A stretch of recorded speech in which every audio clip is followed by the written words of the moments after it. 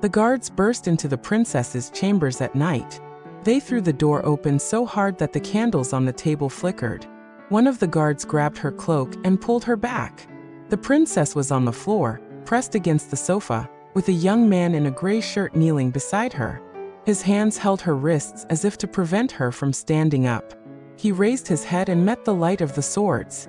Both had something in their eyes that they could not show to strangers. "What is going on here?" said the captain. His voice was even, but there was a demand in it. The princess stood up and pulled her hand away. She wiped her palm on her dress. "Nothing," she said clearly. "I fell. Help me up." The captain looked at the young man. "Who are you?" He straightened up, his eyes fixed on the captain. "Luke from the workers," he replied. He said it calmly, as if uttering his name was a formality. The captain raised an eyebrow. "Workers are not allowed in the ladies' chambers at night." Luke shrugged. "I came to help. She asked me to." He didn't take a step back, but he didn't argue. The princess looked at the guard. Her lips trembled. "Let him go. I beg you." She spoke softly, but loud enough for the captain to hear. The captain sighed. "I'll report this to the king." He turned to the guards. "Take him to the dungeon for the night. We'll deal with this tomorrow." When the door closed behind the guards, the princess and Luke were left alone in silence. She leaned against the table, her fingers trembling. "Why didn't you leave?" she asked. "I didn't want to leave you alone," he replied, his voice free of threat, only weariness. She sat down abruptly in a chair. "You could have gotten into serious trouble." Luke sat down silently opposite her. He took off his belt and placed it on his knee, as if it were a normal thing to do, to lie down and wait for punishment. "I'm used to it," he said calmly. This scene revealed what was later discussed in the castle. The princess and the one called the bastard had been seen together. Rumors quickly spread through the corridors, but officially the king did not say a word for the first 2 days. He waited, while the courtiers discussed how best to hush up the matter, so as not to disgrace the house. The princess's name was Elena. She was 20 years old. She had grown up in a world of rules and forms, where every action brought either benefit or danger. Luke was a few years older than her, but he looked younger because of his constant work. He was neat and tidy, always coming from the bench or the kitchen with full hands and downcast eyes. His whole life was spent in the shadows. He carried things, washed dishes, and carried firewood. He was called a bastard because the king had once taken him from the village and declared him to be of the house. No one really knew what had happened then. Everyone said of the house, of the king, and that was enough. Elena first found him not in the chambers, but in the storeroom among the library books. She was 12 and hiding from her lessons. He was sitting on a low bench reading a book he had found. She sat down next to him and said nothing. After a few minutes, he put the book down. "What's your name?" she asked. "Luke," he said, his voice quiet. She was surprised. In the houses they knew about people, not books, and here was a man who read. From that day on, she began to visit. They talked about what was appropriate. Work, what was served for lunch in the hall, the little things that were familiar to both of them. Later, they learned to talk about more. He told her about the village where he had ended up as a child. She told him about her lessons and how her father viewed state visits. They listened to each other. He did not embellish. She did not demand explanations. Her relationship with her father was formal. The king was a man of calculation. He cared about his family and his power. When Elena came to him and asked about Luke, the king said, "Let him serve. We give him shelter. That's enough." He didn't go into details, and Elena understood that the truth in this house did not always coincide with what people should know. Luke lived as if he had his own wall. He was quiet and observant. He did not speak directly about his feelings, but there was more than friendship in their meetings.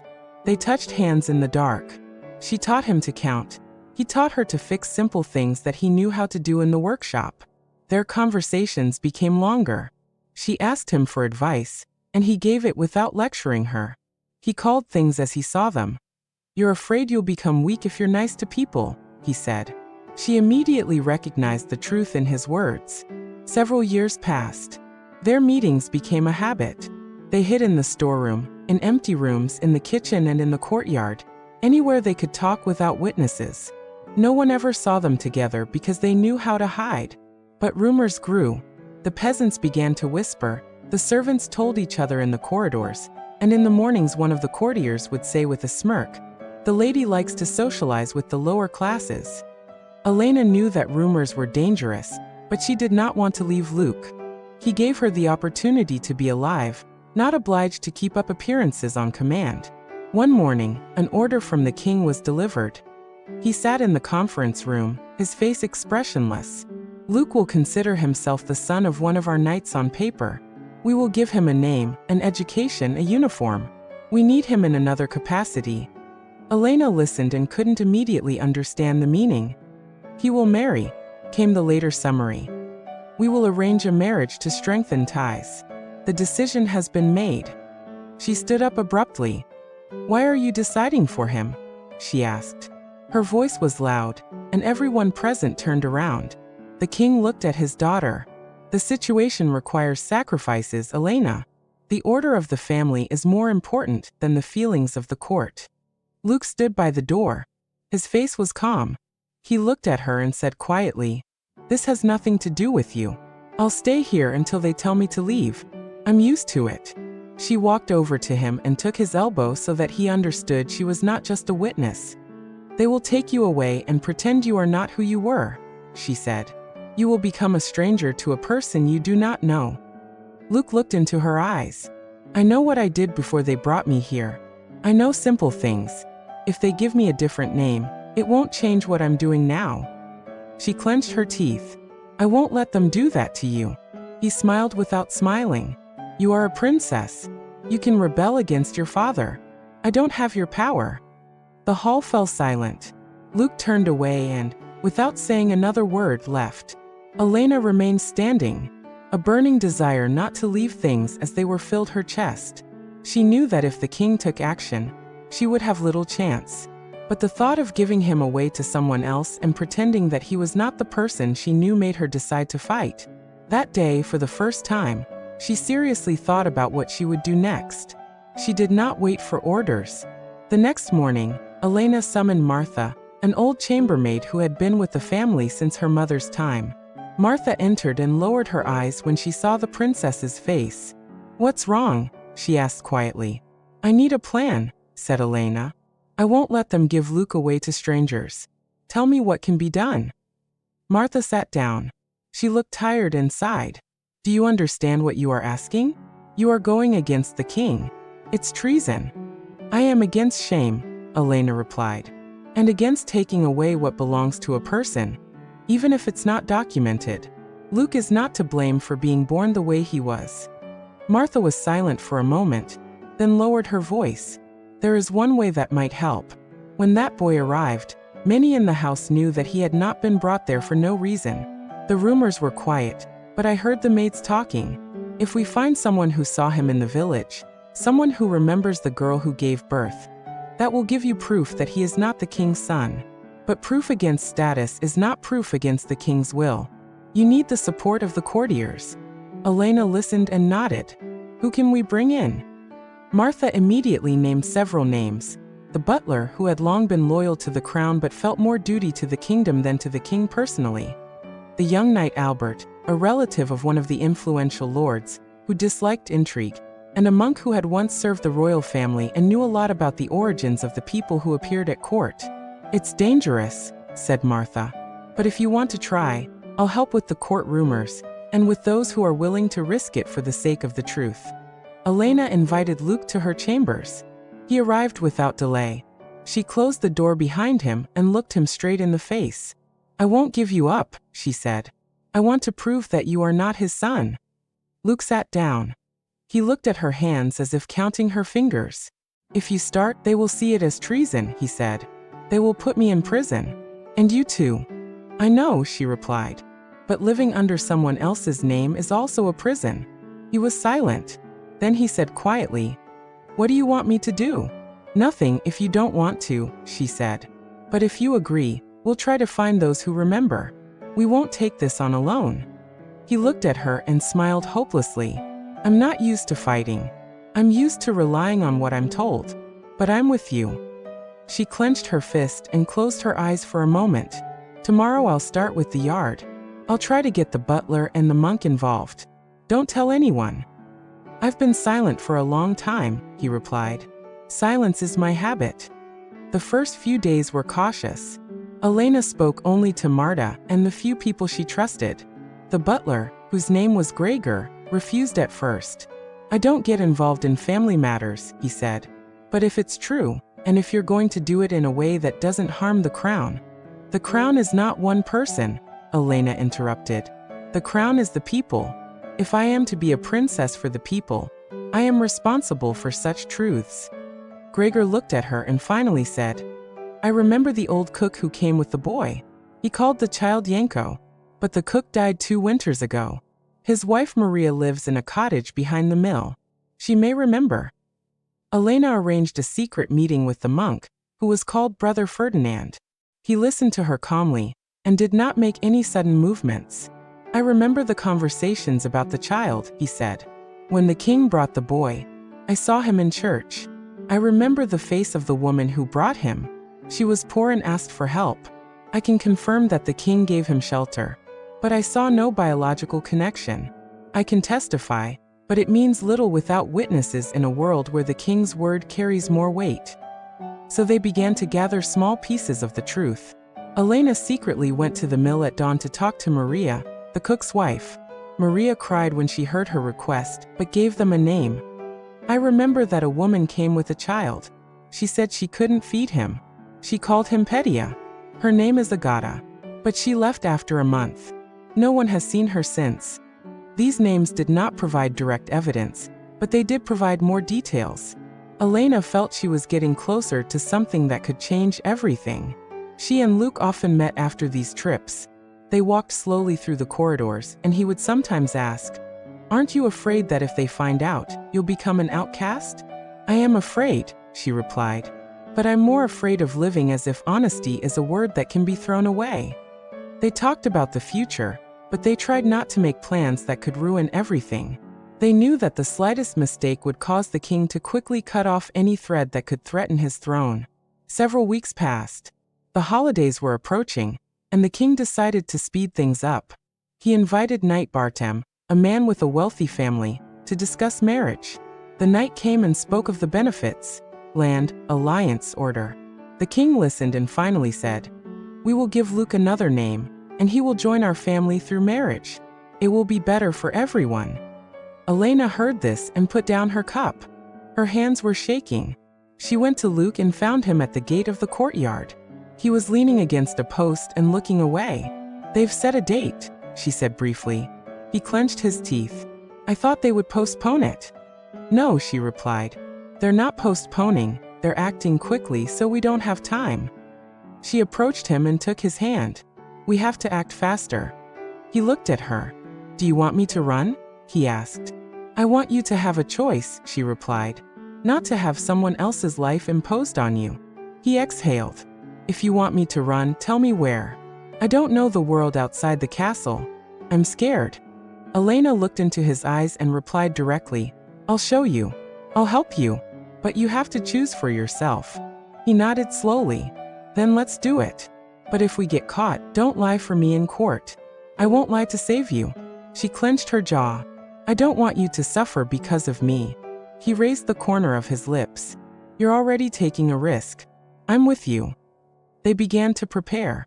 At night, when the corridors were almost empty, Elena and Martha gathered their belongings. A few clothes for Luke, a couple of gold coins, an old map that Martha had found in a chest. They planned their route. To the mill where the old people lived, then through the forest to the road where they could find a ferryman. Luke learned to quickly hide things in a bag and to read a map. He was nervous, but he did everything discreetly. But as often happens in a castle, more people knew about the plan than they had expected. A maid, Justina, noticed Marta's late trip and told her friend, who worked in the kitchen. The rumors reached the ears of the captain of the guard. One evening, when Luke came to pick up his things, the guards were already waiting at the exit. The guards were at the gate. Luke saw them and froze. He took a step back, but immediately felt Elena's hand on his shoulder. Let's go quietly, she whispered. He nodded. They took 2 steps, but the captain already raised his voice. "Stop! Who are you carrying things for?" Luke wanted to pretend that he just had business at the palace, but one of the guards came closer and noticed the bag he was hiding under his cloak. "What's that you've got there?" he asked, grabbing him by the shoulder. Luke instinctively pulled his arm away. The bag fell, and several cloth bundles and an old map spilled out of it. The guards surrounded them more closely. Luke's face tensed, but he didn't shout. Elena stepped forward. "It's nothing," she said. "We were going for a walk. These are things for a crusade in honor of the night. I asked the chambermaid for them." The captain looked at her and smiled skeptically. "A princess does not ask workers for things at night," he said. "The king will comment." Elena heard the words, "the king will comment," as a sentence. She glanced at Gregor, the butler, who was standing to one side. He stepped forward and said calmly, "I know why she is gathering these things. I allowed it." The captain questioned, "Who gave permission?" "I did," Gregor replied. His voice did not waver. "The princess said it was her order." The guards exchanged glances. One of them shrugged and pulled Luke aside. "To the brig. We'll sort it out there." Luke stubbornly refused to resist. He walked out silently, his fists clenched tightly, but his face remained composed. Elena followed him. When the doors closed behind them, she heard someone crying quietly in the corridor. It was Martha, and her sobs were restrained but audible. The cell was cold and damp. Luke sat down on a low bench and rested his head on his hands. Elena remained standing, leaning against the wall. "I told you I would do this," she whispered. He raised his head and looked at her. "You shouldn't have put yourself in danger," he said calmly. "I couldn't watch them change your life on paper," she replied. "I thought if we came to the people, someone would believe us." "The king always decides," Luke said. "He doesn't believe the servants." She sent Martha to ask Gregor for help. The butler arranged for the testimony to be taken immediately, but that meant the case would not be hushed up. People whom Elena and Luke knew little about appeared in the courtroom. Secretaries, advisors, people whose job it was to weigh the consequences and make decisions. The king sat on his throne, and everything about his appearance suggested that he had already decided the outcome. He listened to brief reports without looking up at Elena.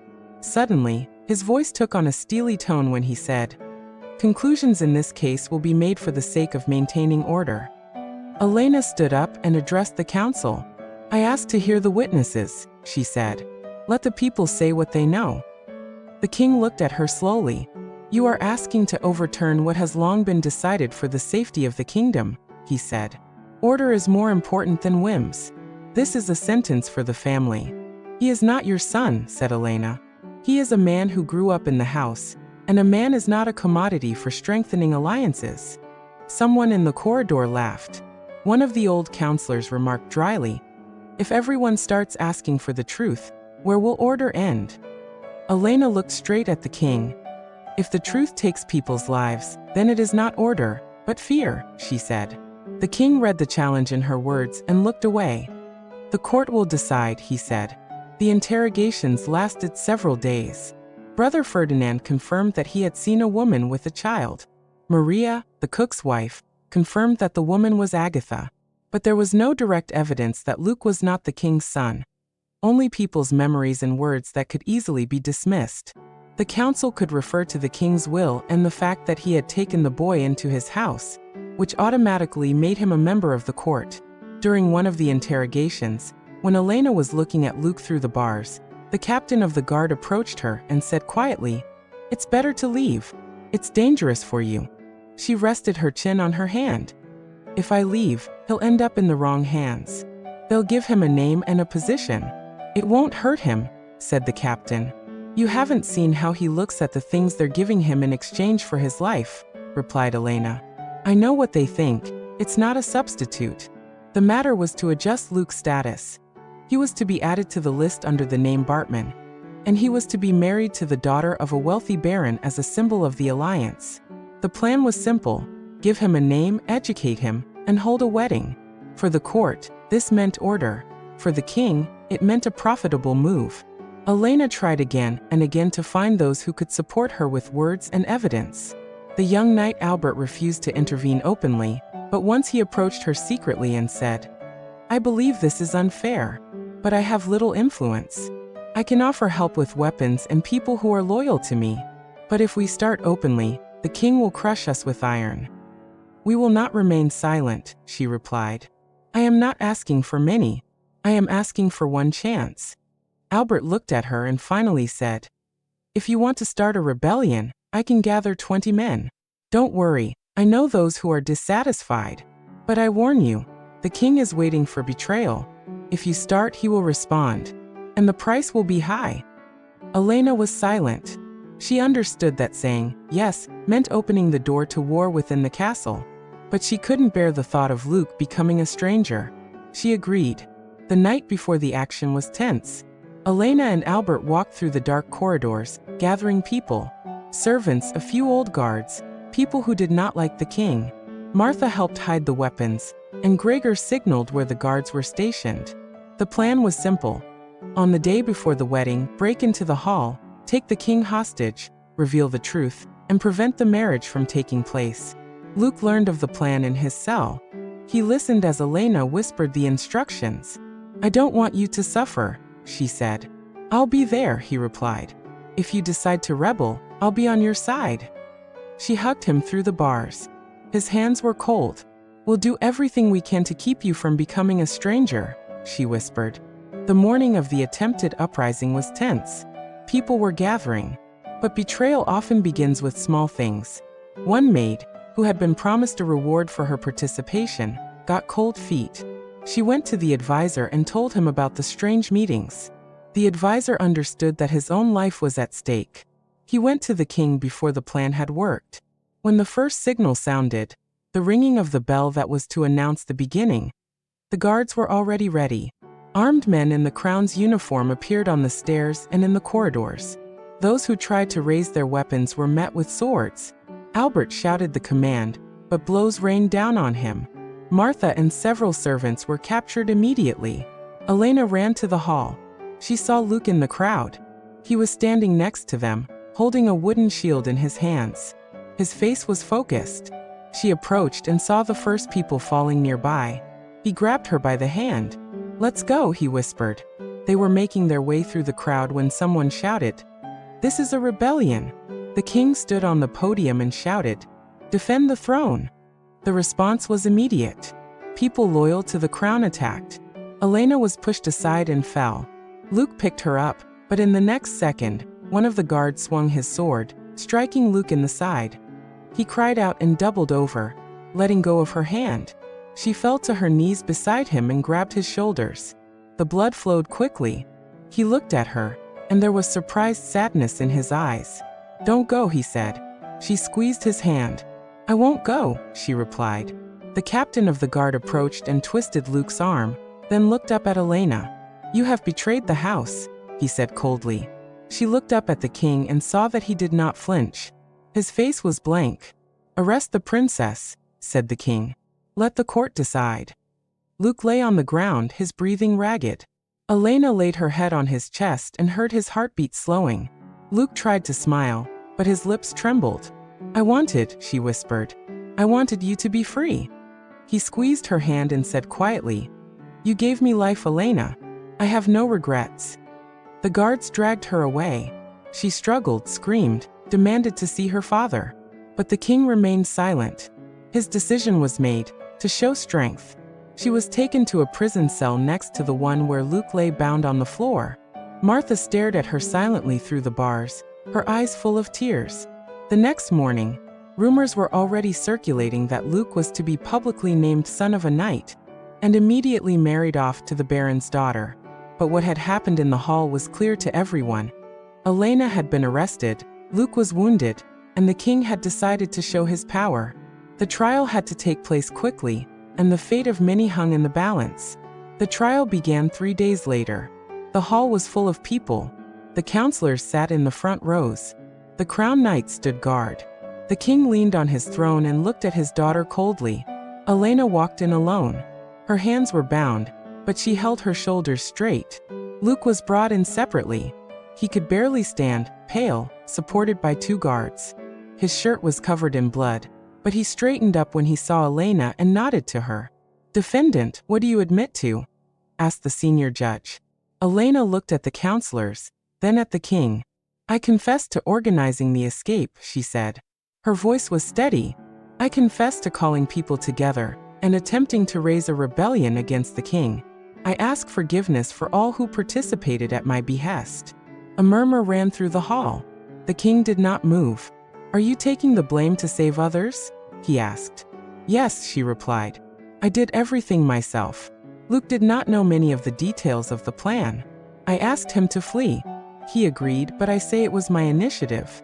The judge looked at the king. "In that case, the decision is yours, Your Majesty." The king stood up. He slowly paced in front of the hall. His voice was steady. "Treason is a crime against the house. I cannot allow my daughter's weakness to be an excuse for crimes against the crown. But I have heard her testimony." He looked at Luke. "You are wounded. You participated in the rebellion. You are a servant at court. What do you have to say?" Luke raised his head and said quietly, "I helped her. I didn't want to hurt anyone. I thought she was right." The king took a step forward and said, "According to the laws and traditions, the participants in the rebellion face the death penalty. For special merits and by the mercy of the crown, I allow the punishment of one of the accused to be mitigated. I decree, Princess Helena shall receive public punishment and exile.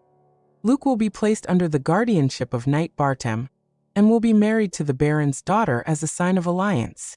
The rest will be decided by the court." There was a murmur in the hall. Elena looked at her father silently. "You want to marry him off?" she asked quietly. "This decision was made in the name of order," he replied. Her heart sank. She knew that the king had not spoken of death aloud, but the court was a powerful hammer.